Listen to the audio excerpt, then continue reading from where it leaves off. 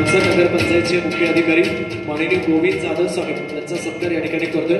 हा सत्कार करण्यासाठी मी आदरणीय दादा सम्राटजी फडणवीस साहेब यांना विनंती करतो आपण उपस्थित राहावं। असं म्हणतात की जगात जर्मनी आणि भारतात परभणी, असं परभणी जिल्ह्यातलं गंगाखेडी यांचं गाव शेतकरी कुटुंबातील गोविंद सुभाषराव जाधव यांनी प्रतिकूल परिस्थितीवर मात करत त्यांचे उच्च शिक्षण पूर्ण केले असून सध्या ते मनसर नगर पंचायत येथे मुख्य अधिकारी म्हणून कामकाज पाहत आहेत। यापूर्वी कर्जत येथे कार्यरत असताना कर्जत शहरा दररोज 1 तास श्रमदानाचा उपक्रम त्यांनी राबवला।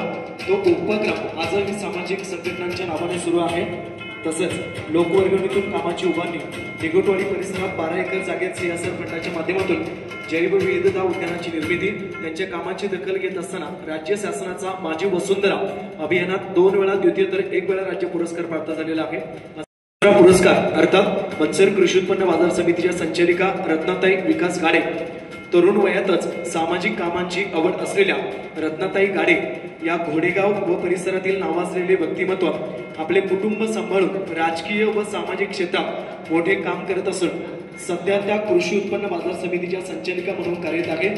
गेली 35 वर्षापासून राष्ट्रवादी काँग्रेस पक्षात काम करत असताना माजी सहकार मंत्री दिलीप वळसे पाटील यांच्या कट्टर कार्यकर्त्या म्हणून त्यांची ओळख आहे। घोडेगाव पोलीस ठाणे येथे महिला सुरक्षा समितीचे अध्यक्ष म्हणून देखील काम पाहत असून महिलांवर होणाऱ्या अन्यायाला वाचा फुटवत त्यांना न्याय मिळवून देण्यासाठी त्या नेहमीच प्रयत्नशील असतात। अनुसार उन्नती केंद्राच्या संस्थापक अध्यक्षा किरणताई वळसे पाटील यांच्या विश्वासू सहकारी म्हणून रत्नाताईंची ओळख आहे आणि सभासदांच्या हिताची जपणूक केली। ज्या कारखान्याला देश पातळीवरच्या आतापर्यंत एकूण 13, राज्य स्तरावरचे 14 आणि इतर 2 असे तब्बल 27 पुरस्कार प्राप्त होत आहेत। असा भीमाशंकर सहकारी साखर कारखान्याचा आपण सन्मान या ठिकाणी करतोय। देश पातळीवरील 13, राज्य पातळीवरील 14 आणि इतर 2 असे 27 पुरस्कार आतापर्यंत मिळालेले आहेत। वसंतदादा पाटील सर्वोत्कृष्ट सहकारी साखर कारखाना सलग 7 वेळा देशात सर्वोत्तम ठरलेला कारखाना अर्थात भीमाशंकर कारखान्याला कालच जाहीर झालाय। या निमित्तानं विशेष सत्कार आपण या ठिकाणी करतोय। Chairman Shriyut Balasaheb Pete Patil, vice chairman advocate Pradeep Walse Patil या दोघांना आपण या ठिकाणी सन्मानित करतोय।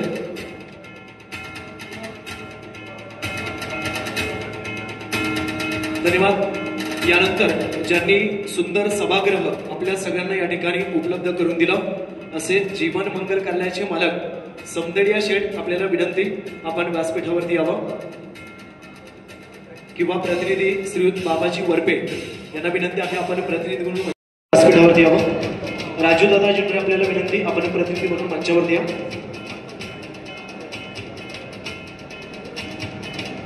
यानंतर आपण जे सुंदर निवेदन ऐकत आहात त्याचे तुम्हा सर्वांना हवेशी वाटणारे अतिशय सुमधुर आवाज असणारे असे निवेदक निलेश पडवळ यांचा सन्मान होतो।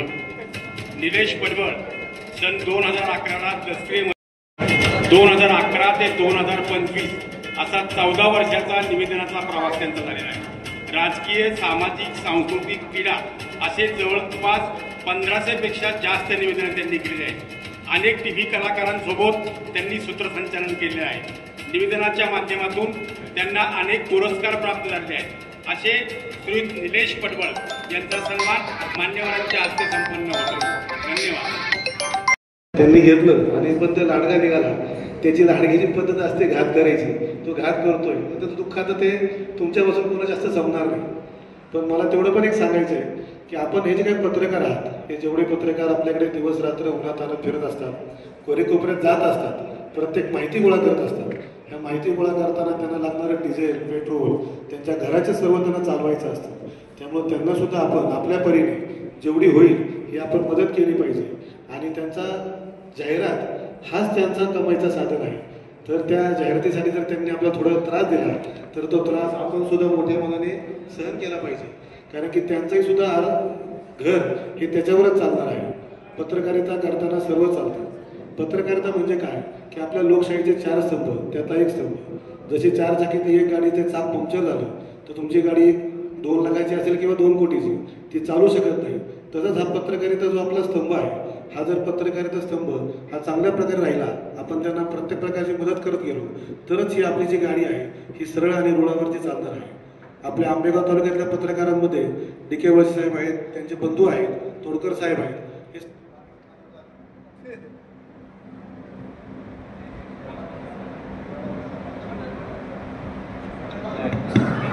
हे बाकी जेवढे पण पत्रकार आपले बंधू आहेत, नेटके आहेत, आपले जेवढे न्यूजवाले आहेत, आपले ऑनलाईन मीडियावाले आहेत, न्यूजपेपरवाले आहेत, या सर्वांबरोबर मी विधानसभेच्या इनिशिएटिव्हवर भेटलो.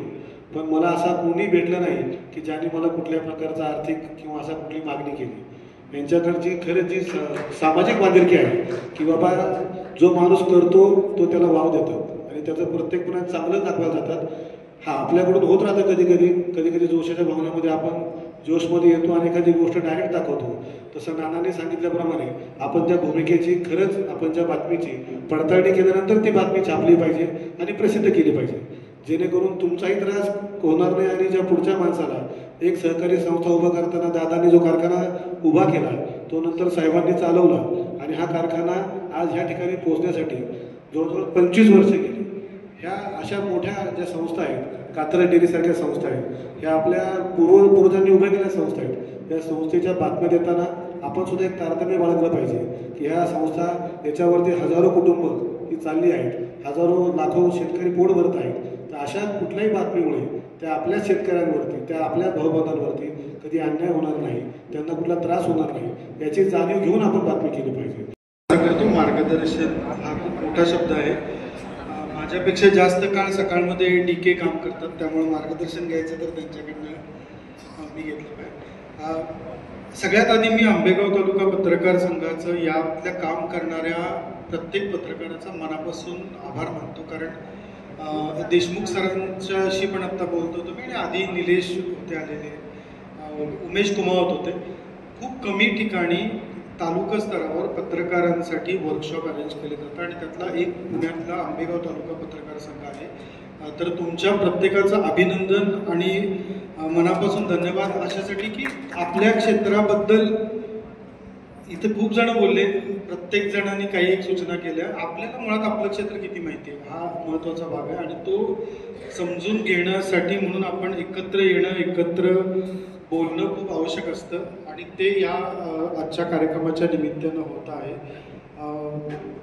मी थोडंफार उदाहरणं काही देत जातो आणि मग आपण 15 मिनिटांमध्ये जेवढं विषयाला स्पर्श करता येईल तेवढं करतो. आत्ता भाषणं ऐकत असताना दुपारपासून मी वळसे साहेबांच्या थोडं आधी भाषणाच्या आधी आलो. खूप सारी लोक आपल्याला प्रचंड प्रमाणात गोष्टी सांगत असतात. तर म्हणजे आता उदाहरण द्यायचं म्हटलं तर आत्ता आपण हॉलमध्ये बसलो आहे आणि स्टेजवर काय नेते आहेत, उद्योजक आहेत आणि एक जण म्हटले की नाही बाहेर पाऊस पडतोय, एक जण म्हटले की बाहेर थंडी आहे, एक जण म्हटले गारा पडतोय. तर पत्रकाराचं काम काय? पत्रकाराचं काम तिघांचे कोट देणं, तिघांच्या बाजू देणं हे आहे का हा दरवाजा उघडून बाहेर जाऊन बघणं आहे? मला असं वाटतं आपलं काम दरवाजा उघडून बाहेर जाऊन बघणं आणि वास्तव दाखवणं आहे, ना की प्रत्येकाची याची बाजू त्याची बाजू. अशा गतीनं आपण खून केलेल्या प्रत्येकाची बाजू द्यायला लागू आणि आपण कोर्ट म्हणून बसू. आपलं काम कोर्टाचं नाही. घटनेमध्ये असा आपल्याला एक उल्लेख केला जातो, पत्रकारिता हा लोकशाहीचा चौथा स्तंभ आहे. अगदी आत्ता देशमुख सरांनी मी स्टेजवरनं खरं तर मोबाईल बघू नये पण तरी आम्ही बघत असताना एका खूप चांगल्या अधिकाऱ्यानं पोस्ट लिहिली होती की लोकशाहीचा चौथा स्तंभ कसा आता धोक्यात आहे आणि अडचणीत आहे. ते मला म्हणजे माझी प्रत्येकाला विनंती आहे, जो पत्रकारिता ज्याला करायची आहे त्यांना ते खांब भीम स्वतःला म्हणून घेऊ नका. ते स्तंभ म्हणजे खांब असतो म्हणजे आणि तुम्हाला जर कोण म्हटलं की तुम्ही खांबासारखे आहात तर ते काही चांगलं काम नाही आहे. हलणं, आपण हलतं राहिलं पाहिजे, आपण सतत बदल स्वीकारले पाहिजेत, नवीन ठिकाणी गेलं पाहिजे. आणि त्याच्याऐवजी जर तुम्हाला प्रत्येक जण येऊन प्रचंड कौतुक करून तुम्ही खांब आहात असं सांगत असेल तर ती आपली फसवणूक आहे. ती फसवणूक करून घेता कामा नये असं मला वाटतं. घटनेमध्ये कुठं म्हटलेलं आहे की पत्रकारिता चौथा स्तंभ आहे? कुठेही म्हटलेलं नाही. ज्यांनी कुणी घटना कधी म्हणजे घटनेबद्दल बोलतात आपल्याकडे प्रचंड, कुणी उघडून बघत नाही. त्याच्यामध्ये फ्रीडम ऑफ एक्सप्रेशन इतका शब्द आहे आणि तो व्यक्त करण्यासाठी माध्यम एवढा भाग आहे. त्यात असं म्हटलेलं नाही की पत्रकाराला की त्याला चौथा स्तंभ म्हणा, 3 स्तंभ आहेत आणि हा चौथा, असं काही नाही आहे. त्यामुळे आपला रोल मुळात समजून घ्यायला पाहिजे. आपला रोल हा मध्यस्थाचा अजिबात नाही. आपण दलाल नाही आहोत. आपण कुणाची इकडची दलाली तिकडची दलाली असं नाही आहोत. पत्रकारिता हा समाजामध्ये जे दिसतं आहे ते दाखवून देण्यासाठी आहे. अनेकदा असं असतं की जे आत्ताच्या काळामध्ये आपण गेल्या 15-18 वर्षांमध्ये तंत्रज्ञानाच्या बळावर उडाल्यानंतर असं लक्षात येतं की जे दिसतंय ते पण खरं नाही. जे दिसतं आहे, दाखवलं जात आहे ते पण आभासी आहे. अशा वेळी आपला पत्रकार म्हणून सगळ्यात महत्त्वाचा रोल येतो की त्याच्या तळापर्यंत जाणं हे खरं काय आहे. आपण या ठिकाणी सकाळपासून इथं कार्यक्रमामध्ये सहभागी झालेला आहे. आपल्याला परत जायची घाई आहे म्हणून मी जास्त काही बोलणार नाही. अनेक वक्त्यांनी सकाळपासून आपापली मतं या ठिकाणी मांडली. आंबेगाव तालुका पत्रकार संघाचा सातत्यानं एक प्रयत्न असतो की पत्रकारांच्या पुढचे ग्रामीण, विशेष करून ग्रामीण पत्रकारांच्या समोरील आव्हान, ग्रामीण पत्रकारांना कार्यशाळेच्या निमित्तानं एकमेकाला भेटून आपल्या विचारांची आव्हान देवाणघेवाण व्हावी, आपल्याशी संवाद साधावा, हा प्रयत्न या माध्यमातून होत असतो.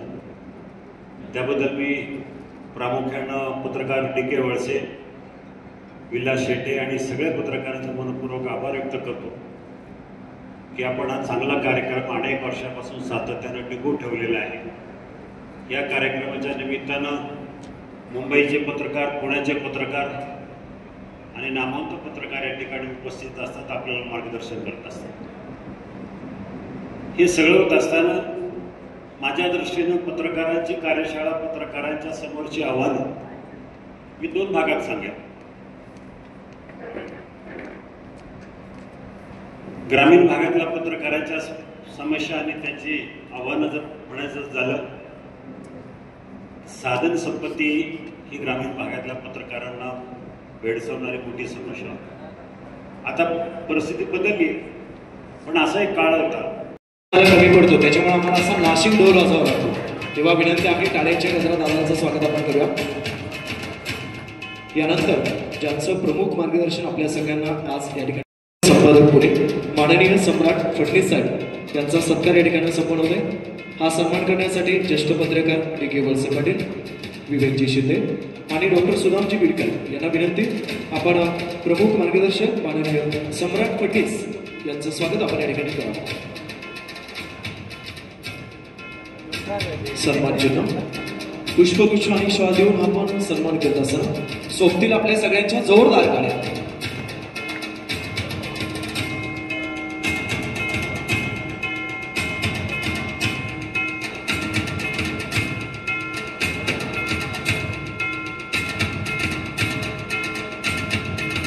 तदनंतर आजच्या मुख्य विश्वस्त मराठी पत्रकार परिषद माननीय SM देशमुख साहेब यांचं स्वागत या ठिकाणी होत आहे.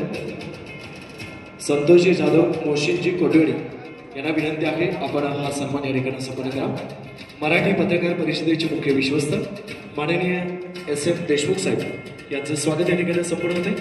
हे स्वागत करण्यासाठी मोहसिन काटेवाडी, संतोष जाधव यांना विनंती, आपण व्यासपीठावरती येऊन हा सन्मान या ठिकाणी संपन्न करा.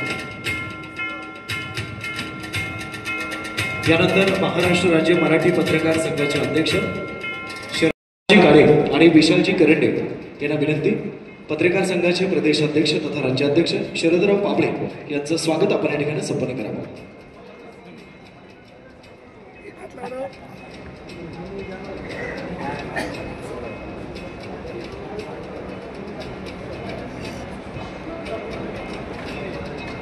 यानंतर सन्मानित केले जाते महाराष्ट्र राज्य मराठी पत्रकार संघाचे प्रदेशाध्यक्ष शरदराव पाबळे यांचं स्वागत होत असताना आपल्या सगळ्यांच्या जोरदार टाळ्या. त्यानंतर भीमाशंकर सहकारी साखर कारखान्याचे चेअरमन उद्योग होते पत्रकार काकासाहेब होनराव आणि सीतारामजी काळे यांना विनंती आहे, कृपया आपण चेअरमन बाळासाहेब बेंडे पाटील यांचं स्वागत आपण संपन्न करावं.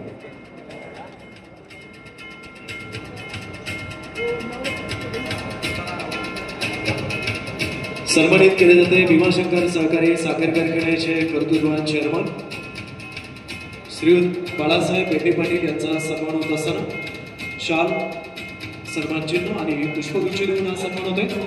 आपल्या सगळ्यांच्या जोरदार टाळ्या. भीमाशंकर सहकारी साखर कारखान्याचे व्हाईस चेअरमन नवनाथराव थोरा, प्रतापराव हिंगे आपल्याला विनंती आपण व्यासपीठावरती यावं आणि कारखान्याचे व्हाईस चेअरमन ॲडव्होकेट प्रदीप दादा वळसे पाटील साहेब यांचं स्वागत आपण संपन्न करावं. सन्मान चिन्ह, पुष्पगुच्छ आणि शॉल देऊन हा सन्मान या ठिकाणी संपन्न होते आणि सोबतील आपल्या सगळ्यांच्या जोरदार कडक टाळ्या.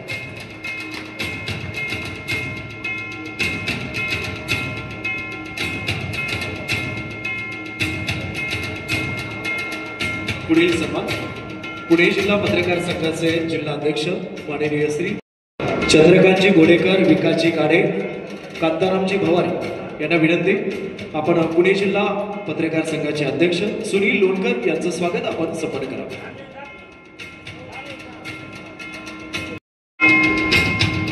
स्वागत होत आहे पुणे जिल्हा पत्रकार संघाचे जिल्हा अध्यक्ष सुनील लोणकर यांचं स्वागत या ठिकाणी होत आहे. सागर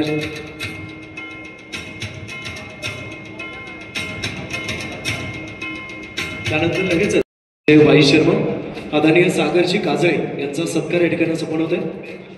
अशोकजी शेंगाळे, किशोरजी खुडे आपल्याला विनंती आपण सागरजी काजळे व्हाईस चेअरमन भैरवनाथ नागरी सहकारी पतसंस्था यांचा सन्मान आपण या ठिकाणी संपन्न करावा.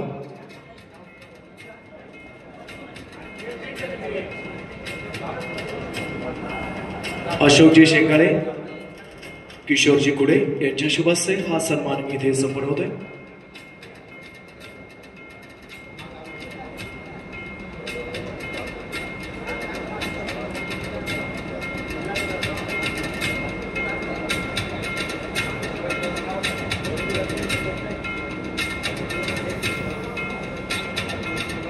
सामाजिक शिवाजी शेठ राजगुरू यांचा सत्कार या ठिकाणी संपन्न होतोय. शिवाजी शेठ राजगुरू यांचा सत्कार करण्यासाठी पत्रकार मधुकरजी गायकवाड, विकासजी गाडे आपल्याला विनंती आपण शिवाजी राजगुरू सामाजिक आणि राजकीय पटलावरती कार्यरत करणारे यांचा सन्मान आपण या ठिकाणी संपन्न करावा.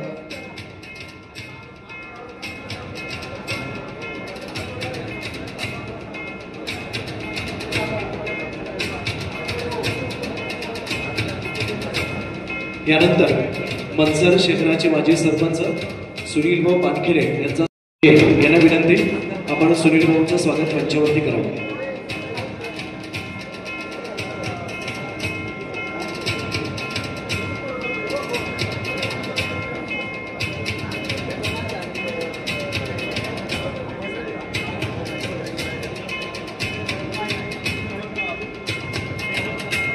शशिकांतजी वानखेडे यांचं स्वागत या ठिकाणी संपन्न होतंय.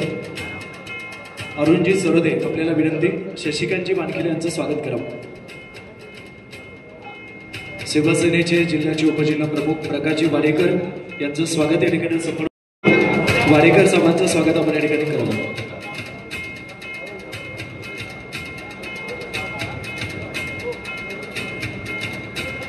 जुन्नर कृषी उत्पन्न बाजार समितीच्या संचालिका आदरणीय शेळकेताईंचा सत्कार या ठिकाणी संपन्न होतोय.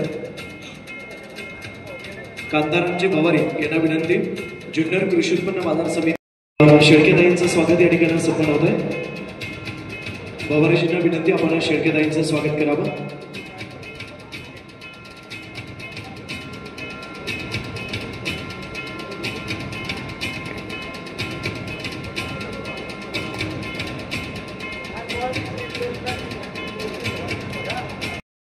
काम करतायत असे आमचे सर्व तरुण पत्रकार, ज्येष्ठ नेते, कामगार नेते बाळासाहेब वानखेडे, आदरणीय विठ्ठल मामा भास्कर आणि विष्णू काका इथून आत्ताच गेलेले आहेत, सर्वच मान्यवर मंडळी. आज खरं तर ही पुणे जिल्हा पत्रकार संघाची संलग्न असलेली आंबेगाव तालुका पत्रकार संघाच्या पुढाकारानं पत्रकार एक दिवसाची कार्यशाळा या ठिकाणी संपन्न होते. गेली अनेक वर्षापासून ही पत्रकार कार्यशाळा आपल्याकडे होते, पण मी पहिल्यांदाच या कार्यशाळेला उपस्थित आहे. खरं तर आपलं प्राथमिक शिक्षण, माध्यमिक शिक्षण, पुढं कॉलेजचं शिक्षण पूर्ण झाल्यानंतर, कायद्याचं शिक्षण घेतल्यानंतर म्हणजे मी LLB सिम्बायसिस महाकॉलेजमधून केलं, त्याचप्रमाणे LLMचं शिक्षण भारती विद्यापीठातून केलं. आणि आपण जसे सगळे पत्रकार आहात तसा मी पत्रकारितेचं सुद्धा जर्नलिझमचा कोर्स हा टिळक महाराष्ट्र विद्यापीठातून केला. मी आल्यानंतर DK सरांना बोललो, या कार्यक्रमाच्या निमित्तानं पुणे जिल्हा दूध उत्पादक संघाचे चेअरमन, आमचे सहकारी मित्र आदरणीय ॲडव्होकेट स्वप्नील भैया ढमढेरे यांचं सुद्धा या ठिकाणी आगमन झालंय. त्यांचं सुद्धा आपण टाळ्यांच्या गजरामध्ये या ठिकाणी स्वागत करावं. खऱ्या अर्थानं आमची काही पत्रकारांनी वेगवेगळ्या विषयांवर काही लिखाण केलं तर मी एकंदरीत पत्रकारितेचा काही प्रश्न त्यांना विचारण्याचा प्रयत्न करत असतो. म्हणजे दर्पणकार बाळशास्त्री जांभेकरांची जयंती कधी, त्यांचा जन्म कधी झाला, कुठं झाला, किती काम केलं, त्यातले बाकीचे सगळे पत्रकार जर काही पाहिलं तर फक्त पत्रकारितेवरच आपल्या सगळ्या गोष्टी चालतात अशातली गोष्ट नाही. इतरही उपजीविकेच्यासाठी आपल्याला काही ना काहीतरी उद्योग व्यवसाय करावा लागतो. त्यामुळं अशा पद्धतीची सखोल माहिती आपल्याला त्या ठिकाणी राहत नाही. खरं तर या ठिकाणी येत असताना मी सुद्धा थोडीशी तयारी करूनच आलो. आपणही पाहिलं असेल की बाळशास्त्री जांभेकर यांनी दर्पणकार म्हणून आपण त्यांना ओळखतो. मराठीतलं पहिलं वृत्तपत्र त्यांनी सुरू केलं आणि समाजामध्ये त्या काळामध्ये ब्रिटिश राजवटीमध्ये जे काही अन्याय, अत्याचार, बाकीच्या सगळ्या गोष्टी होत्या त्या सहज साध्या सोप्या भाषेमध्ये आपल्या मराठी भाषेतील लोकांना कळाव्यात आणि त्याचबरोबरीनं आपल्या परिसरामध्ये किंवा आपल्या भागामध्ये ज्या अनिष्ट परंपरा, रूढी ज्या समाज हिताच्या दृष्टीनं घातक आहेत याचे सुद्धा विवेचन त्यांनी पत्रकारितेच्या माध्यमातून त्या ठिकाणी मांडलं.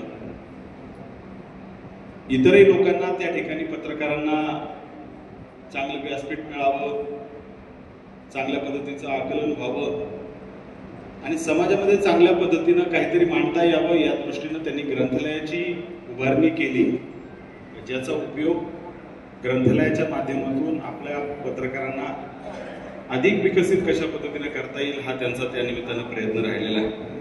बसायला लागल्या, बोलायला लागल्या, गावामध्ये सरपंच, त्या ठिकाणी ग्रामपंचायतच्या सदस्या किंवा वेगवेगळ्या ठिकाणी काम करणाऱ्या बचत गटामध्ये शिवाजी दादा किंवा आदरणीय नामदार वळसे पाटील साहेबांच्या समोर सुद्धा त्या महिला सांगतात की दादा किंवा साहेब आम्हाला आमच्या गावामध्ये अस्मिता भवन पाहिजे, आम्हाला आमच्या महिलांचे प्रश्न मांडण्यासाठी व्यासपीठ कुठेतरी उपलब्ध असलं पाहिजे.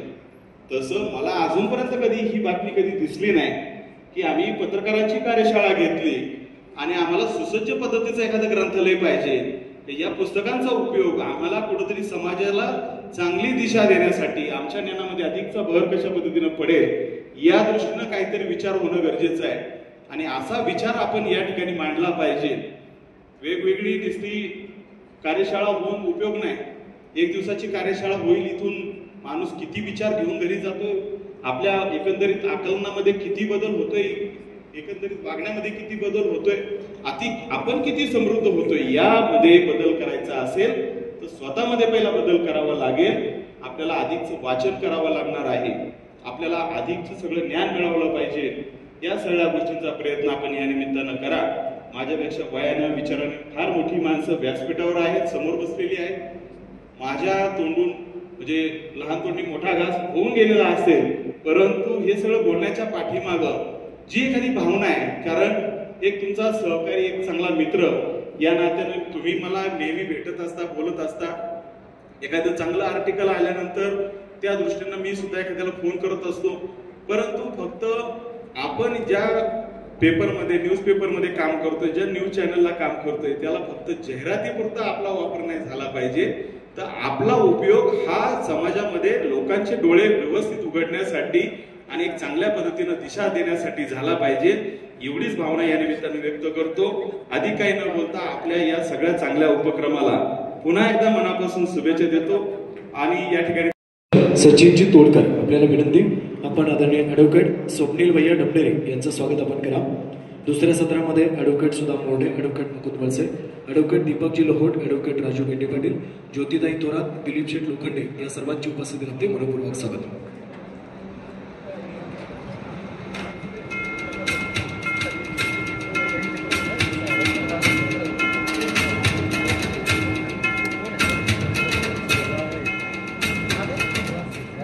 दुसऱ्या सत्रातले प्रमुख पाहुणे ॲडव्होकेट स्वप्नील भैया डबनेर यांचा सत्कार होते. टाळेच्या गजरात भैयांचं आपण स्वागत करूया.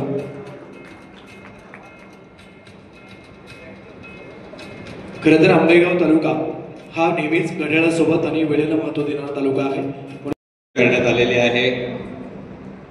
त्याचं पहिलं सत्र संपन्न झालं आणि येथेच असं जेवण झाल्यानंतर दुसऱ्या सत्राची सुरुवात झालेली आहे. या सत्राचे प्रमुख अध्यक्ष माननीय शिवाजीराव दादा आढळराव पाटील, माजी खासदार आणि अध्यक्ष माहळा पुणे, प्रमुख मार्गदर्शक माननीय सम्राट फडणवीस साहेब, संपादक दैनिक सकाळ पुणे, माननीय ॲडव्होकेट स्वप्नील डमनेरे, आता विष्णुकाका हिंगे, समोर बसलेले गोविंदराव जाधव, मुख्य अधिकारी मनसर नगरपंचायत रमेश शेठ येवले, SM देशमुख साहेब, सुनील लोणकर साहेब, शरद पाबळे साहेब, प्रियांकाताई शेळके, पत्रकार DK वळसे, प्रदीपदादा वळसे पाटील, शिवाजी राजगुरू, प्रकाश वडेकर आणि शशिकांत बानखेले, व्यासपीठावर उपस्थित असलेले इतर सर्व मान्यवर आणि आपण समोर उपस्थित असलेले सर्व पत्रकार मित्र,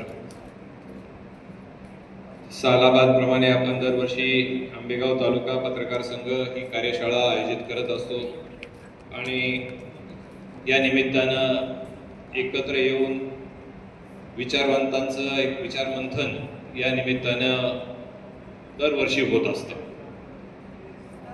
आणि त्याच्याच माध्यमातून आज सुद्धा ही कार्यशाळा आयोजित करण्यात आली.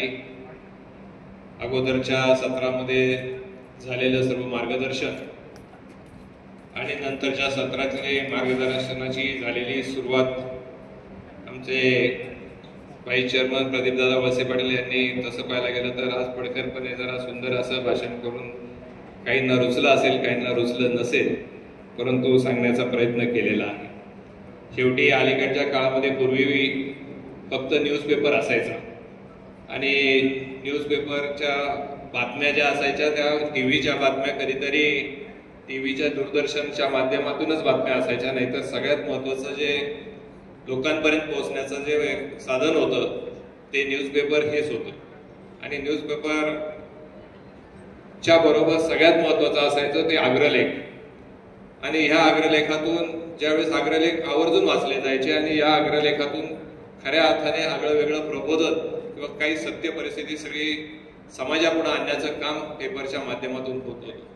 अजूनही होत आहे चांगले चांगले अग्रलेख आजही, परंतु अलीकडल्या काळामध्ये व्हॉट्सॲप असेल किंवा सोशल मीडियाच्या माध्यमातून थोडंसं त्याचा जो वर्ग आहे वाचणारा, कारण की आमच्या वयापर्यंत किंवा बाकीच्या वयापर्यंत ते 50-60 पर्यंतचे जे वर्ग जो होता तो पेपर अग्रलेख हा वाचणारा होता. अलीकडल्या काळातला जो वर्ग आहे, जो तरुण वर्ग आहे, हा सगळा व्हॉट्सॲप मीडिया किंवा फेसबुक या माध्यमातूनच बऱ्याचशा गोष्टी पाहत असतो. पेपर वाचायला खूप लोक कमी पडले. गोष्टी करताना, हा खेळ पुढे नेताना, हा सराव करताना माझा पहिल्यांदा पत्रकारांच्या सोबत संपर्क आला. माझ्या भागातले पत्रकार असतील, जिल्ह्यातले पत्रकार असतील, यांनी माझी कुठं ना कुठेतरी बातमी लावली. कुठं ना कुठेतरी ते क्रिकेट, पूर्ण क्रिकेटने भरलेल्या त्या तुमच्या क्रीडाच्या ह्याच्यामध्ये कुठंतरी दुसरा खेळ यायला लागला आणि त्याचा मला अभिमान वाटतो. मी नक्कीच तुमच्या सर्वांच्या मध्ये वयाने लहाने, अनुभवाने पण लहाने, पण 1-2 गोष्टींची मला जी खंत वाटते ती मला आज बोलून दाखवावी वाटते. मला अभिमान वाटतो की मला आज मोठेपणा वाटतो की मला तुमच्या सर्वांच्या समोर बोलण्याची संधी मिळाली आणि हे सर्व गोष्टी मला तुमच्यासोबत बोलता येतील. आज क्रीडा क्षेत्राला थोडासा न्याय देण्याची गरज मला जाणवते. आपण तो न्याय देण्याची जबाबदारी फक्त खेळाडूंवरती नसून ती पत्रकारांवरती सुद्धा खूप मोठ्या प्रमाणात आहे असं मला नेहमी जाणवायचं. ह्याचं कारण म्हणजे की एकटा क्रिकेट खेळ सोडला तर आपण जागतिक पातळीवरती बाकी खेळांमध्ये खूप माग आहे. मला कळत न कळत एक खेळाडू म्हणून ही नेहमी खंत वाटत होती की पत्रकारांनी खेळाला जास्त महत्त्व द्यावं. आम्हाला खेळाडूंना कुठे ना कुठेतरी पहिल्या पेजवरती कुठे ना कुठेतरी स्थान मिळावं. क्रिकेटच्या गर्दीमध्ये बाकी खेळांमध्ये कुठे ना कुठेतरी त्या बाकीच्या खेळांना न्याय मिळावा. कारण की खेळ मोठा करण्यामध्ये त्या खेळाडूपेक्षा मोठं काम हे पत्रकारांचं असतं, तुमच्या सर्वांचं असतं. त्यामुळे मी एक खेळाडू म्हणून एक छोटीशी भावना किंवा छोटीशी विनंती करतो की नक्कीच तुम्ही क्रीडाला न्याय द्यावा. आणि आंबेगाव तालुक्यातील गंगापूर येथील सर्वसामान्य शेतकरी कुटुंबातील रमेश येवले यांनी अल्पावधीतच बांधकाम, सामाजिक, राजकीय क्षेत्रात आपला ठसा उमटवला आहे. त्यांनी स्थापन केलेल्या रमेशभाई येवले प्रतिष्ठानच्या माध्यमातून विविध सामाजिक उपक्रम राबवले जात असून त्यामध्ये मंदिर, शाळा, महाविद्यालय यासाठी कोट्यवधी रुपयांची देणगी, युवकांना मार्गदर्शन, शैक्षणिक मदत केली जात आहे. रमेशभाई येवले प्रतिष्ठानच्या माध्यमातून काही महिन्यापूर्वी आंबेगाव तालुक्यातील तब्बल 11,000 पेक्षा जास्त महिलांना मोफत श्री सप्तशृंगी माता दर्शन करण्यात आले. या यात्रेमुळे रमेशभाऊ येवले यांचं नाव तालुक्यात चर्चेत ठरलं होतं. अशाच एका अवलिया व्यक्तीला आपण या ठिकाणी सन्मानित करतोय. हा सन्मान करण्यासाठी आजच्या कार्यक्रमाचे दुसऱ्या सत्रातले अध्यक्ष आदरणीय माजी खासदार श्री शिवाजीदादा आढळराव पाटील साहेब, त्याचप्रमाणे ज्यांचं प्रमुख मार्गदर्शन आपल्याला या ठिकाणी लाभतंय असे पुणे विभागाचे दैनिक सकाळचे संपादक माननीय सम्राट फडणीस यांना विनंती करतो.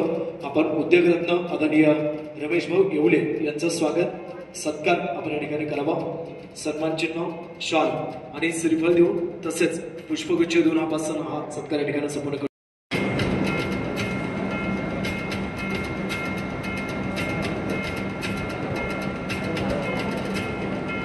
टाळ्यांच्या गजरात रमेश भाऊंचं स्वागत आपण करूया. रमेश भाऊंचं सामाजिक काम खूप मोठं आहे, तेव्हा टाळ्या खूप जोरदार झाल्या पाहिजे. यानंतर दुसरा सत्कार. शेवटी पत्रकाराची कुटुंब असतं, त्याला एक घर बाळ असतं, त्याचं एक घर असतं. त्यामुळे जर पत्रकारिता नाही टिकली तर या देशात लोकशाही टिकणार नाही, हे आमचं मत आहे. कारण की लोकांना माहीतच नाही पत्रकार सत्य देशमुख कसा झाला, कोणी मारला, कसा मारला. त्यामुळे पत्रकारिता टिकणंही तेवढंच या देशात गरजेचं आहे.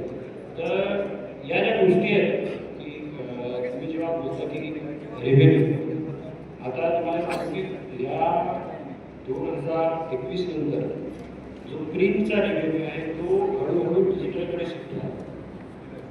त्यामुळे ही शेवटी अगोदरची जी 1947च्या अगोदरची पत्रकारिता होती त्यात देशाला स्वतंत्र करण्यासाठी ते पत्रकार होते, ती सोशल वर्कसारखी एक पत्रकारिता होती. आता पत्रकारिता सोशल वर्क आहे, मी सोशल वर्क नाही असं बोलणार नाही, पण हा एक बिझनेस आहे, हा एक व्यवसाय आहे. जेव्हा तुम्ही एक चॅनल चालवता तेव्हा तुम्हाला एक गाडी ठेवावी लागते, त्यानंतर एक कॅमेरा ठेवावा लागतो, कॅमेरामन ठेवावा लागतो, त्या माणसाला तिथे जावं लागतं. तुमचा जिल्हा खूप मोठा जिल्हा आहे, मला इथे खूप प्रॉब्लेम म्हणजे एका जर स्ट्रीमर असेल आमचा तर त्याला जर सांगितलं आम्ही की यामुळे इथे 100 किलोमीटर समजा तू इथे जाऊन इथे कव्हर करतो तर तो जिल्हा पत्रकार बिचारा बाहेर जातो आणि त्याला त्याचे खूप कमी पैसे मिळतात. म्हणजे ही जी आव्हानं आहेत पैशाची आव्हानं, तिथे पैशाची आव्हानं राहणार आहेत, पण त्यातही सध्या प्रिंटची जी पत्रकारिता आहे ती डिजिटलकडे कशी शिफ्ट होते. तर मला असं वाटतं की जे इथे पत्रकार असतील त्यांना माझं एक म्हणणं आहे की तुम्ही स्वतःला त्या गोष्टीत बदल घडवा. त्या गोष्टी त्याला तुम्हाला एक त्याचं उदाहरण सांगतो.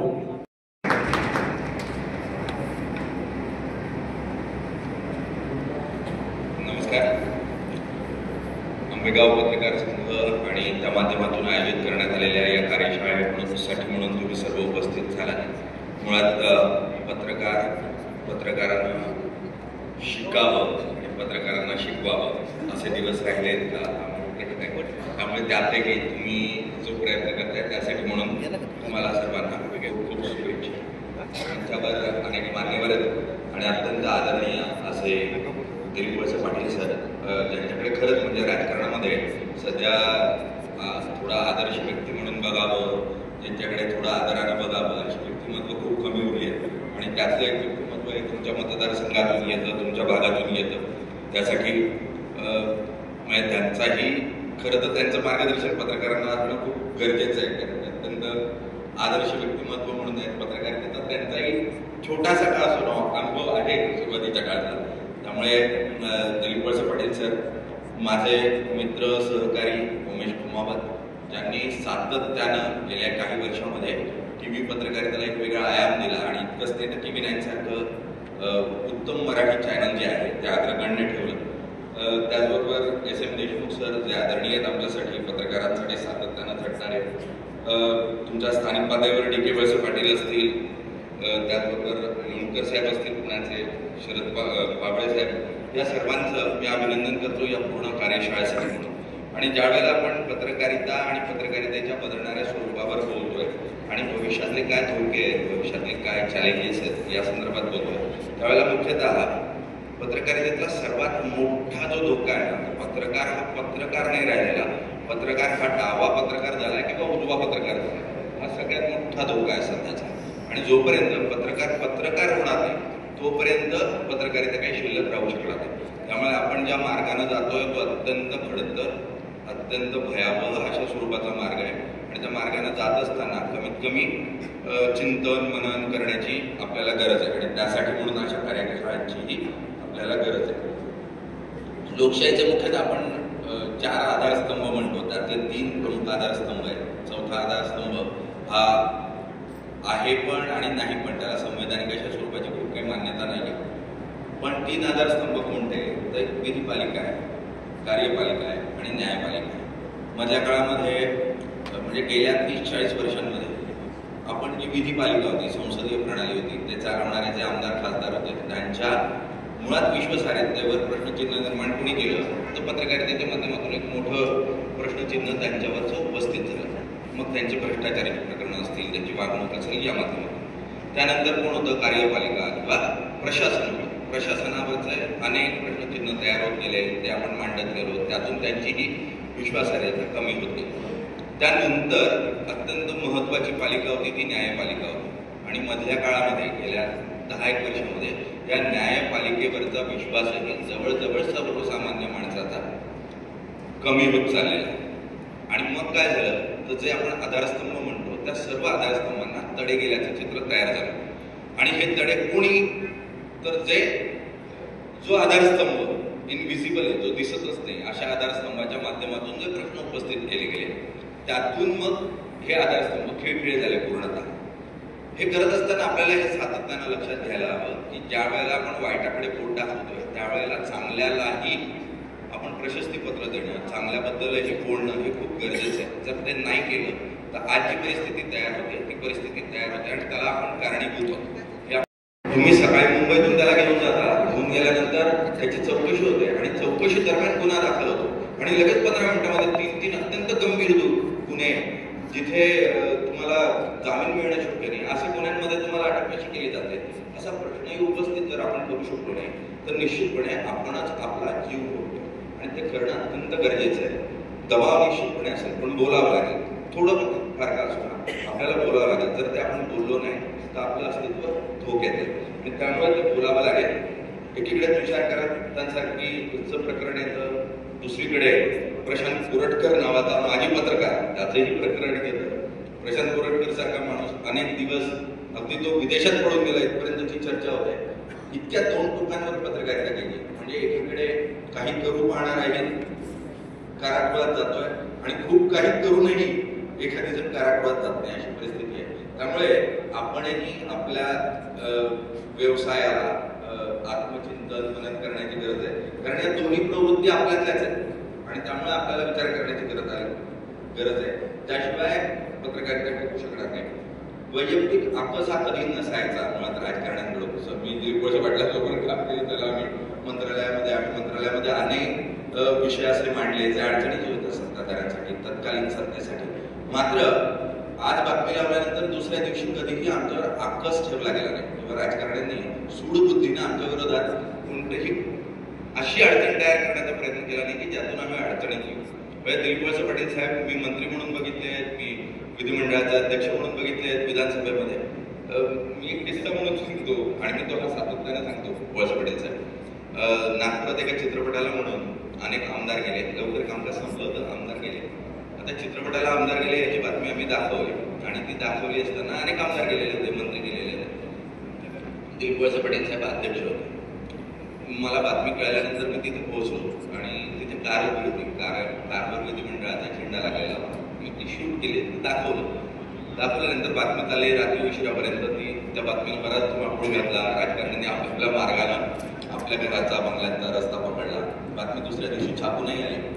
साधारण 12:30-1च्या सुमारास मला दिलीप वळसे पाटीलकरांचा जिथून त्यांचा जो बहिरा असतो तो आला आणि आमच्या त्या माईक स्टँडला त्याने निरोप दिला. तर मला दिलीप वळसे पाटलांनी बोलवलं. म्हटलं ठीक आहे. गेलो त्यांच्या कॅबिनपर्यंत. सर नेहमीप्रमाणे कुठेतरी फाईल चेक करत होते. चेक करत असताना त्यांनी त्यांच्या चष्मातले त्यांची एक विशिष्ट नजर आहे बघितल्यानंतर त्या नजरेतून माझ्याकडे समोर बघितलं. अधिवेशन सुरू होतं आणि ते बघितल्यानंतर ते मला म्हटले मला काही योग्य वाटलं नाही तू ज्या पद्धतीने बातमी केलीस. काय झालं तर म्हणे माझी गाडी तिथे नसताना तू माझी गाडी बंगल्यावर शूट केलीस, त्याचा झेंडा शूट केलास आणि असं दाखवलंस की दिलीप वळसे पाटील हे चित्रपट बघायला गेले ते. मी म्हटलं सर नाही काहीतरी चुकीचं होतं असं काही मी केलेलं नाही. ती गाडी तिथे चुकी होती थिएटरच्या खाली. मला म्हणले नाही तू खोटं बोलतेस. म्हटलं सर खरं सांगतो मी तुम्हाला मी शूट तिथेच केली गाडी. म्हणजे नाही मला तिथे गाडी उभी नव्हती. मी म्हटलं सर एक काम करा ज्या चौकामध्ये ते थिएटर आहे त्या थिएटरच्या आजूबाजूला CCTV कॅमेरे लागले. तुम्ही CCTVतल्या कॅमेऱ्याची माहिती मागवा. जर तुमची गाडी संध्याकाळी 6:15 वाजता तिथे उभी नसेल तर म्हटलं तुम्ही द्याल ती शिक्षा मी घ्यायला तयार आहे. असं म्हणून विषय संपला. मी बाहेर गेलो. बाहेर गेल्यानंतर परत 3:30-4 वाजता परत बाहेर आला. तू मला सरांनी बोलवला. म्हटलं झालं ना सर बऱ्यापैकी रागवलं तू माझ्या. म्हटलं आता झालं की आता परत काय म्हणले नाही तुम्हाला परत बोलवलं. गेलो परत गेल्यानंतर दिलीप वळसे पाटील साहेब नेहमीप्रमाणे आपले फाईल चेक करत बसलेले होते. माझ्याकडे बघितलं आणि बघून म्हटले माय अपॉलॉजी. म्हणजे मला चुकीची माहिती दिली माझ्या लोकांनी. गाडी तिथेच उभी होती. तू दिलेली बातमी बरोबर होती. मुळात हे जर मोठेपण आहे ना की एखादी गोष्ट आपली चुकली तरी ती स्वीकारणं ही स्वीकारण्याची मानसिकता ही त्याच्या राजकारणामध्ये होती. आत्ताच्या राजकारणामध्ये ती उरलेली नाही. अशी कार्यशाळा घ्यावी असे खूप कमी उदाहरण आहेत. म्हणून आंबेगाव तालुका पत्रकार संघटनेचा सन्मान काही संघटना करू इच्छितात तर मी विनंती करते पिंपरी चिंचवड पत्रकार संघटनेचे सर्व अनुष्का मोकाशे, नीला राजगुरू आणि श्रावणी कामत आणि दैनिक राज्य लोकतंत्रचे गणेशजी मोकाशे यांच्याकडून आंबेगाव तालुका पत्रकार संघाला धन्यवाद दिले जात आहे की या प्रवाहात त्यांनी सहभागी करून घेतलं. म्हणून मी संतोषजी वळसे पाटील अध्यक्ष आणि उपाध्यक्ष यांना विनंती करते की आपण पुढे यावं आणि साहेबांच्या शुभ उपस्थितीत हा सन्मान या ठिकाणी केला जातोय. खरं तर हा सत्कार एका आपल्यातलीच पत्रकार संघटनेचा आहे की ज्यांनी हे इनिशिएटिव्ह घेतलं. आणि गणेश मोकाशेंना विनंती आपण स्टेजवरती यावं आणि हा सत्कार या ठिकाणी आपल्या हस्ते संपन्न करावा. संतोषजी वळसे पाटील यांचा. आजच्या या एक दिवसीय कार्यशाळेचे अतिशय सुंदर विवेचन त्यांनी केलेले.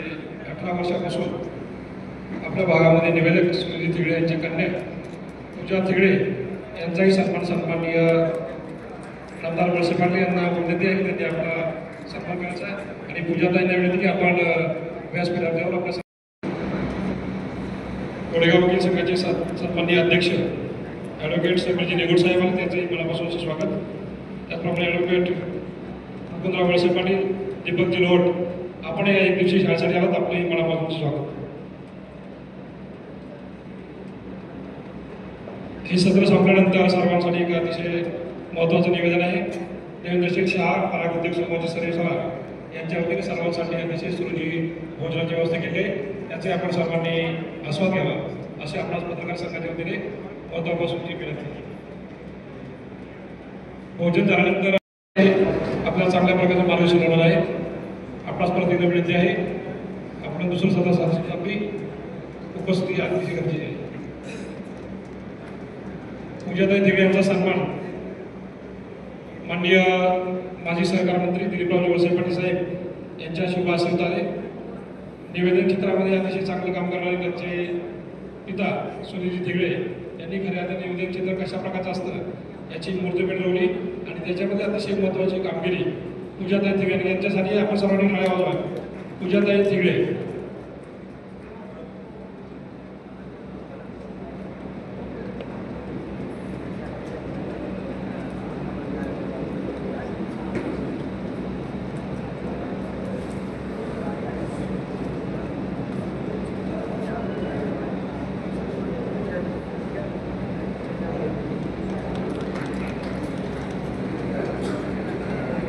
ठिकाणी आपण जोरदार टाळ्यांच्या गजरामध्ये आभार व्यक्त करूया, कारण हे सगळं जुळून आणणं एवढी सोपी गोष्ट नाही.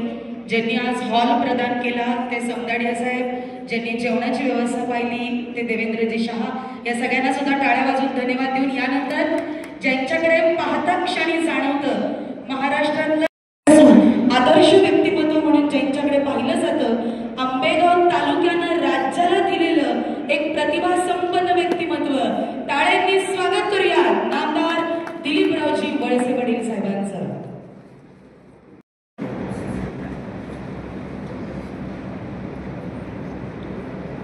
पुणे जिल्हा पत्रकार संघाच्या वतीनं आणि आंबेगाव तालुका पत्रकार संघाच्या वतीनं आयोजित केलेल्या या पत्रकार कार्यशाळेच्या निमित्तानं उपस्थित सकाळ आमचे मुख्य संपादक निलेश खरे, TV9चे संपादक श्री उमेश मोहन, मुख्य विश्वस्त मराठी पत्रकार परिषद SN देशमुख, शरदराव काबळे, सुनील दोनकर, DK वळसे पाटील, संतोष वळसे पाटील, सचिन तोडकर, विष्णू काका, निलेश थोरात, प्रदीप देसाई, प्रशांत गुरुस्कर, अर्चना कोल्हे, अजय गुले, निलेश कान्नव, साईदीप ढोबळे, आंबेगाव, खेड, जुन्नर, शिरूर तालुक्यातील सर्व पत्रकार, शिरूरचे माजी आमदार वटरावली गावडे, उपस्थित बंधू आणि भगिनी, वेळ फार झालेला आहे आणि दोन्ही मान्यवर वक्त्यांनी आपल्याला या ठिकाणी मार्गदर्शन केलेलं आहे. मी पत्रकारितेची पदवी घेतली, पण पत्रकारिता कधी केली नाही आणि लॉची पदवी घेतली, पण कोर्टात कधी गेलं नाही.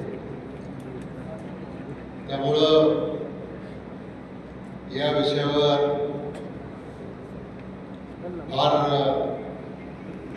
अधिकारवाणीने मला बोलता येणार नाही. आज प्रथमतः आजचा दिवस आहे 23 मार्च आणि हा 23 मार्च शहीद दिन म्हणून आपण लक्षामध्ये ठेवतो, कारण भगतसिंग, राजगुरू, सुखदेव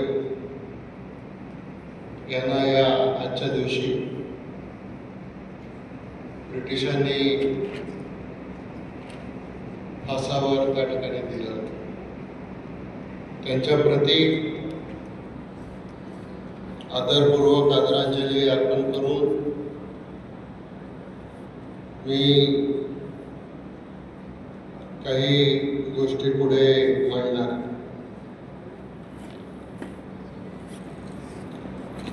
आता खरं पाहिलं तर आपण अनेक पत्रकार संमेलनं या ठिकाणी घेतली आणि महाराष्ट्रातले अनेक मान्यवर पत्रकार त्या संमेलनाला उपस्थित राहून त्यांनी त्याला मार्गदर्शन केलं. प्रत्येक अधिवेशनामध्ये काही ना काही प्रश्न मांडले जातात. मग पत्रकारांच्या सुरक्षिततेचा प्रश्न मांडला जातो, कायद्याचा प्रश्न मांडला जातो आणि पत्रकार संघासाठी जागा आणि पत्रकार संघासाठी इमारत हाही प्रश्न मांडला जातो. त्याच्यासाठी नेहमीच आम्ही प्रमुख लोकांशी बोलत असतो.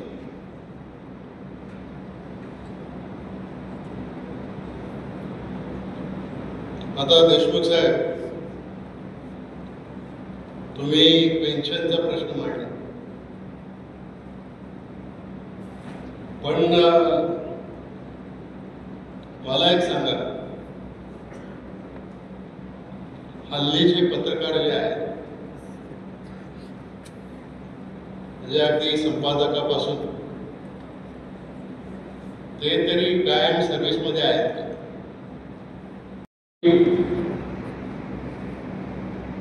माध्यम असो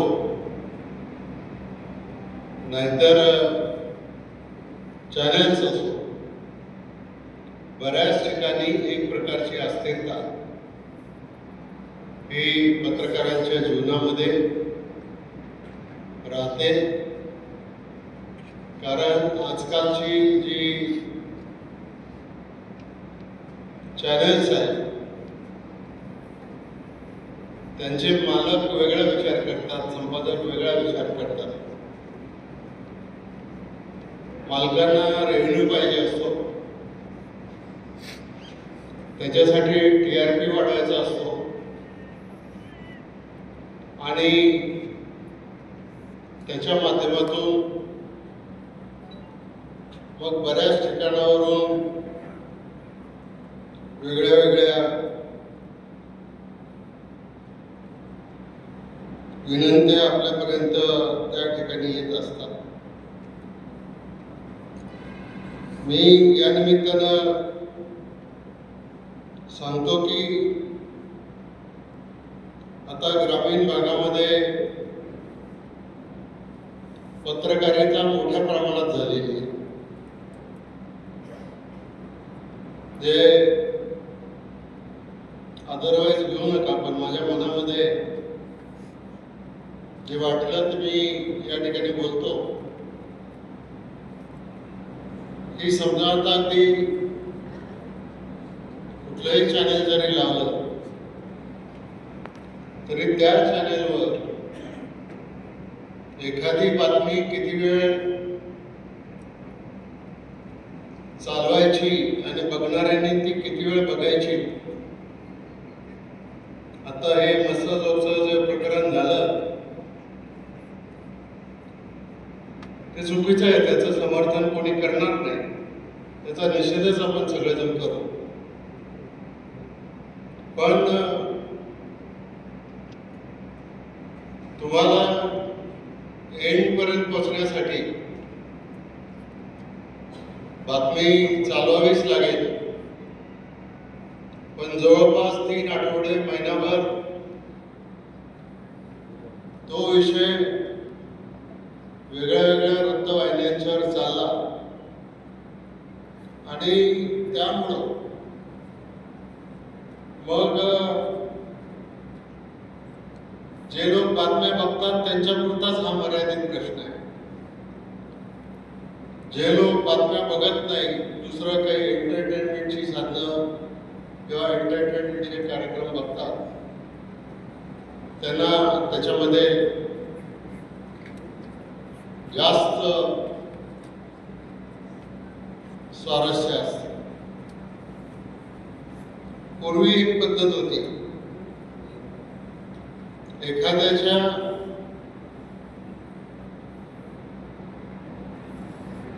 बद्दल समजा काही माहिती किंवा बातमी प्राप्त झाली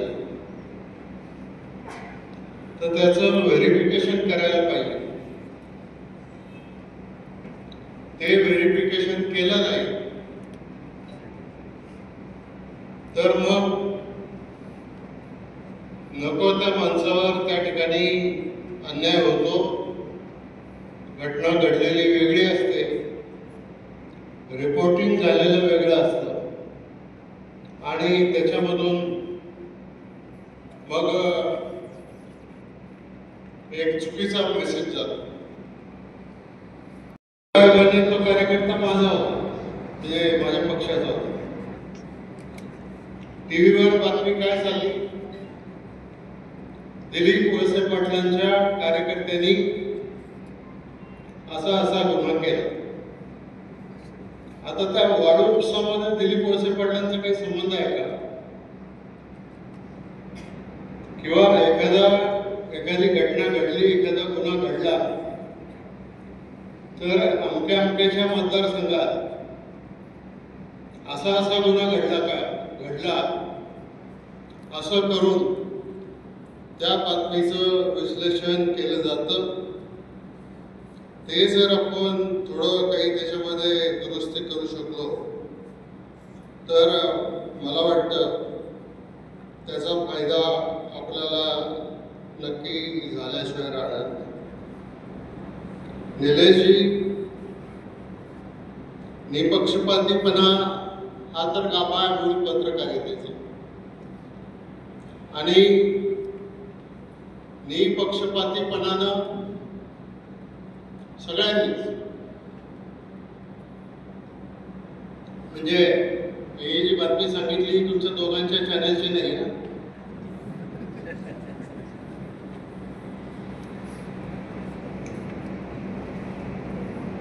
सुदैवानं त्यांचे संपादक माझ्या ओळखीचे होते.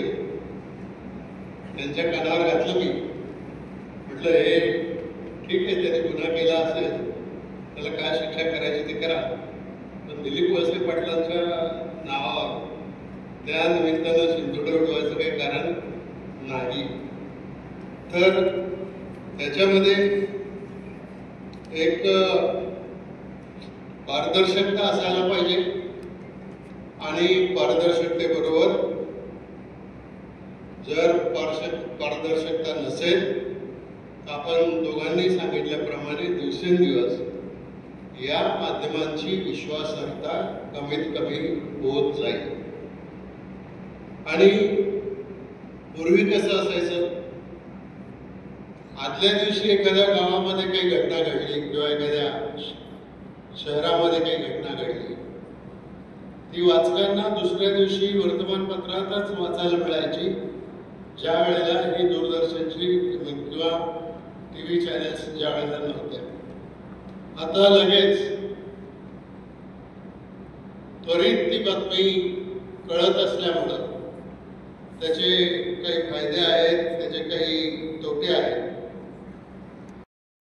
माझ्या बुद्धीप्रमाणे आपली जेवढी लोकसंख्या आहे त्याच्यामधली 50% लोकसंख्या जर तरुणांची जर असेल, आणि आज अनेक तरुणांच्या हाताला काम नसेल, आणि अनेक तरुणांच्या त्यांच्या जीवनामध्ये नोकरी नाही म्हणून त्यांना बायको मिळत नसेल, आणि त्यामुळं त्यांच्यामध्ये आलेलं फ्रस्ट्रेशन असेल, या गोष्टीमधून सुद्धा ही एकच गोष्ट नाही, या आणि याच्यासारख्या अनेक गोष्टी आज समाजामध्ये वातावरण बिघडवायचं काम करतात. आणि आम्ही राजकीय लोक त्याच्यात भर घालतो. आता औरंगाबादला चाललंय, कबर उकळून टाकायची. 400 वर्षापूर्वी घडलेली घटना त्याच्यावरून दंगली. नागपूरला दंगल झाली. मी एक तुम्हाला असंच उदाहरण सांगतो की ज्यावेळेला मी गृहमंत्री होतो त्यावेळेला असाच एक व्हॉट्सअपवर आला की एका मस्जिदीला आग लागली, आणि त्या मस्जिदीला लावलेल्या आगीचं ते व्हॉट्सअपवर सगळीकडे गेलं. आणि मग मालेगावला दंगल झाली, अमरावतीला दंगल झाली, आणखीन बाकीच्या काही ठिकाणी दंगली झाल्या. आणि नंतर मग ज्यावेळेला आम्ही पूर्ण त्याच्या तपासामध्ये खोलामध्ये गेलो त्यावेळेला कळलं की तो जो व्हिडिओ होता तो भारतातला नव्हता, तो बांगलादेशमधला. आता दुसऱ्या देशात घडलेल्या घटनेवरून जर आम्ही आमच्या चाकू तलवारी सुऱ्या काढून आपसातच लढायला लागलो तर फुले शाहू आंबेडकरांनी सांगितलेला एक सामाजिक विचार आणि सामाजिक वारसा हा सगळ्या जाती पाती सर्व धर्म एकत्र घेऊन आपण कसे पुढे जाणार आहोत याच्या संदर्भामध्ये शाळेमध्ये काही शिकवलं का जातं का नाही मला माहित नाही, कॉलेजमध्ये काही शिकवलं जातं की माहित नाही, परंतु आता ह्या नवीन आलेल्या टूल्सच्या माध्यमातून दिवसेंदिवस एक प्रकारचा आक्रमकपणा हा तरुण पिढीमध्ये किंवा ज्येष्ठ पिढीमध्ये तयार व्हायला लागला. परवा एक बातमी वाचली, सख्या बापानेच आपल्या 2 मुलींवर रेप केला. एक बातमी वाचली, भावानेच भावाचा खून केला. आता हे का वाढलं, एवढं का वाढलं, याला नियंत्रण कसं करायचं, याला पोलीस डिपार्टमेंट काय करेल, होम डिपार्टमेंट काय करेल, याला आणखीन कोण काय करेल. तर हे असे वाढत जाणारे प्रश्न आहेत. आणि निलेशजी, आता इथं आपण तालुका पातळीवर बोलतो, परंतु आपण पुढाकार घेऊन समजा मुंबईमध्ये काही असं एखाद्या विचारवंतांची राऊंड टेबल कॉन्फरन्स हीच विषय बघतो की हा आक्रमकपणा का वाढत चाललेला आहे, याचे परिणाम काय होतात आणि त्याच्यातून मग समाज विघटित व्हायला लागलेला आहे.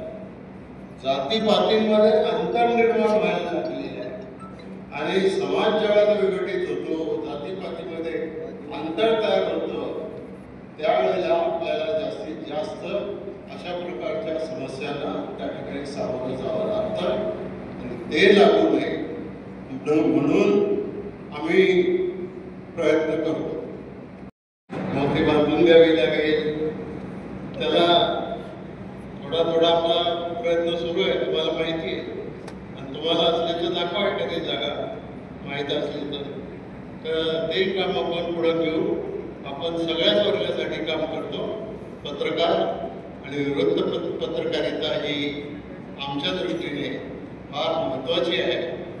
आजपर्यंत मी 30-35 वर्षाच्या राजकारणामध्ये, म्हणजे तुम्ही वृत्तपत्र क्षेत्रात यायच्या आधी म्हणजे खाडेसाहेब, तात्या पारकर, नाईक आणि ही सगळी ज्येष्ठ मंडळी, कुमार केतकर सुद्धा इथे येऊन भाषण देऊन गेलेले आहेत. म्हणजे सगळे ज्येष्ठ मंडळी येऊन त्यांनी आपापले विचार या ठिकाणी मांडलेले आहेत. आता तुम्ही स्टुडिओमध्ये असल्यामुळं आम्ही काही फार भेटू शकत नाही जास्त आणि मी स्टुडिओमध्ये जास्त येत नाही, त्यामुळं तुम्ही आज आमच्या सगळ्यांच्या विनंतीला मान देऊन या ठिकाणी आलात, त्याबद्दल तुमचे आभार मानतो आणि आपली रजा घेतो. जय हिंद, जय महाराष्ट्र. धन्यवाद आदरणीय साहेब.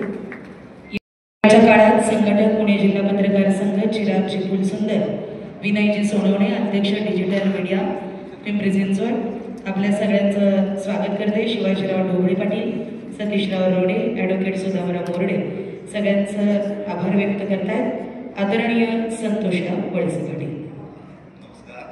आज माझ्याकडे फार थोडी कामगिरी आलेली आहे, मला काही जास्त पूर्णतः सराव नाही. सुरुवात करतो.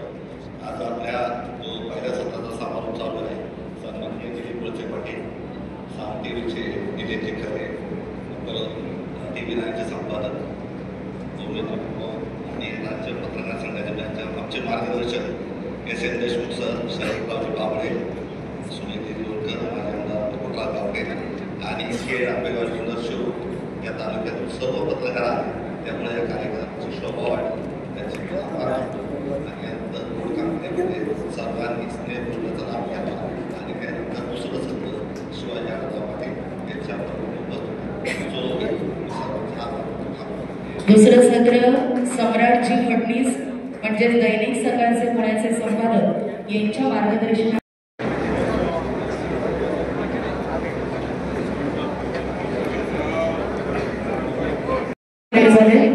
बरोबर 2:15 वाजता आपलं दुसरं सत्र सुरू होईल. विनंती राहील उपस्थित तुम्हा सर्वांचं पहिल्या सत्रात उपस्थिती दाखवल्याबद्दल मनपूर्वक आभार. धन्यवाद.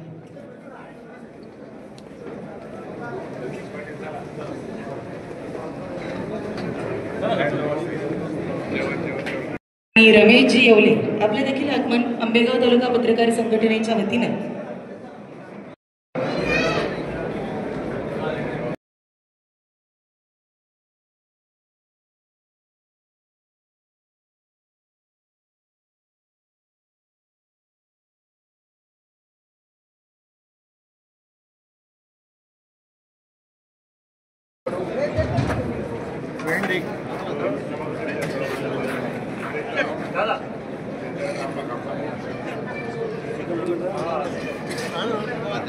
अरे आना रे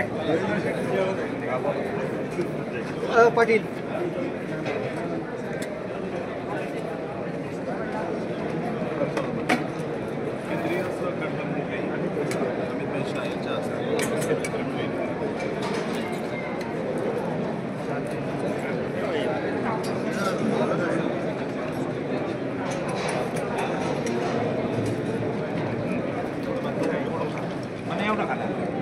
बघू जरा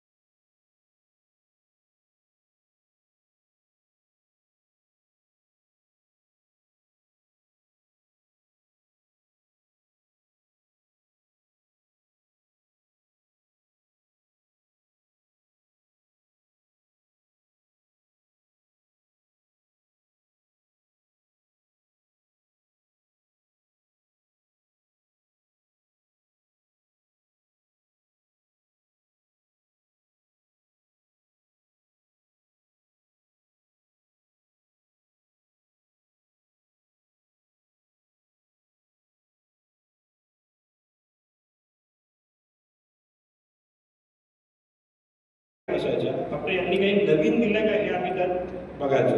पण लॉकडाऊन नंतर जेव्हा लॉकडाऊन उठलं 2021ला, त्या दिवसापासून आजपर्यंत माझ्या घरात एकही पेपर आलेला नाही. आणि इथे बरेचसे लोक असे असतील ज्यांच्या घरात पेपर यायचे, न्यूजपेपर यायचे, ते वाचायचे, पण त्यानंतर माझ्या घरात एकही न्यूजपेपर आला नाही. तर त्यामुळे मला असं वाटतं की प्रिंट पत्रकारिता जी आहे ती बदलली या देशात, ती प्रिंट पत्रकारिता बदलवली लॉकडाऊनने बदलली. त्यानंतर काय झालं की या काळात लोकांनी टीव्ही खूप बघितला. कोरोनाच्या काळात लोकांनी टीव्ही बघितला, युट्यूब वाढलं त्या काळात, कारण की लोकांना हवं होतं की देशभरात काय चाललं, कोरोनाच्या काळातही काय चाललं, त्यांच्याकडे सोर्स ऑफ इन्फॉर्मेशन काहीच नव्हतं की कुठून त्यांना माहिती मिळेल. तर लोकांनी युट्यूबवर जाऊन बघितलं, टीव्हीवर जाऊन बघितलं, आणि या काळात बंद होते पेपर. आणि या काळात बऱ्याचशे आमचे मित्र आहेत त्यांनी पत्रकारिता सोडली. त्याचं आम्हाला वाईटही वाटतं की मला असं वाटतं की जोपर्यंत पत्रकार स्वतःला बदलवत नाही आणि काळानुरूप त्याच्यात तो स्वतः बदल घडवत नाही, तर तो हळूहळू कालबाह्य होत जातो. म्हणजे याने